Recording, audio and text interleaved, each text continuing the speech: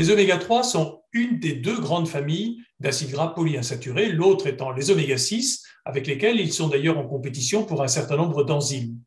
Les deux oméga-3 qui sont d'intérêt thérapeutique plus important sont l'EPA à 20 atomes de carbone et le DHA qui comporte 22 atomes de carbone.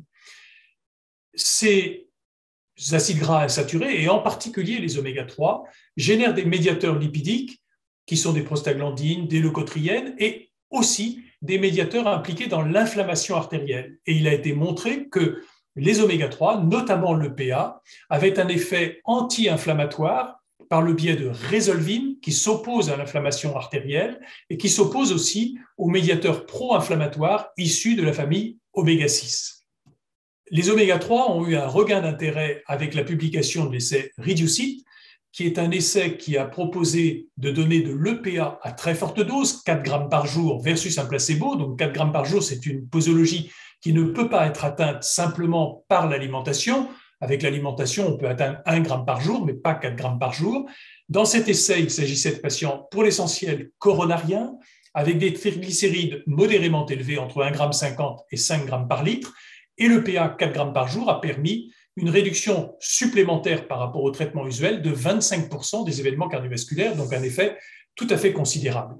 Au contraire, un essai paru 1 an plus tard, avec toujours 4 grammes par jour d'oméga-3, mais cette fois 50% d'EPA, 50% de DHA, donc 2 fois moins d'EPA, a donné un résultat négatif.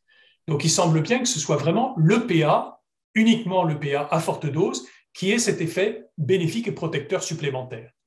De même, sur la progression des lésions d'athérosclérose, on a montré qu'en association avec une statine, c'est bien l'EPA qui permettait la régression des lésions d'athérosclérose coronaire, alors qu'au contraire, l'association EPA et DHA n'a pas d'effet significatif, tout au moins, sur la progression des lésions. Alors, on sait que les oméga-3 ont de multiples effets cardiovasculaires, des effets sur la baisse des triglycérides, qui est modérée de l'ordre de 20%, des effets sur la modulation de la fréquence cardiaque, mais aussi, et c'est un des éléments qui a été le plus étudié ces dernières années, sur l'inflammation artérielle. Et de ce point de vue, on sait qu'il est très important d'avoir une stabilité des lésions d'athérosclérose en contrôlant l'inflammation au niveau des plaques d'athérosclérose. Et cet équilibre qui permet des lésions stables au niveau de la plaque d'athérosclérose se fait entre les facteurs pro-inflammatoires, notamment les lipoprotéines athérogènes, et les médiateurs anti-inflammatoires, comme les résolvines issus des oméga-3. S'il se produit un déséquilibre, soit par le biais d'un afflux de lipoprotéines, soit au contraire un déficit en résolvine issus des oméga-3, à ce moment-là, la plaque peut devenir instable et évoluer vers une possible fissuration dont on sait qu'elle génère une thrombose et un événement clinique comme l'infarctus du myocarde. Il a été montré qu'effectivement, l'EPA permettait de réduire les médiateurs d'inflammation, en particulier la CRP ultrasensible, la LPPLA2 et également les LDL oxydés.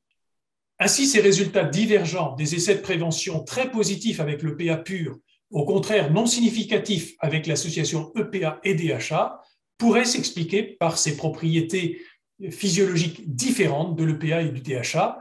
Tous les deux ont des effets hypotriglycéridémie en modéré, comme je l'ai dit, avec cependant un effet supplémentaire de baisse du non-HDL cholestérol avec l'EPA. Par contre, c'est bien l'EPA qui a un effet anti-inflammatoire et stabilisant sur la plaque d'athérosclérose et également un effet antioxydant et protecteur sur l'intégrité de la structure membranaire. Aussi, à partir de ces études cliniques, les recommandations européennes de prévention ont proposé cette EPA à forte dose, 4 grammes par jour, qui, je le répète, ne peut pas être obtenue par simplement l'alimentation, chez les patients qui présentent une maladie coronaire et des triglycérides résiduels sous traitement supérieurs à 1,5 g par litre.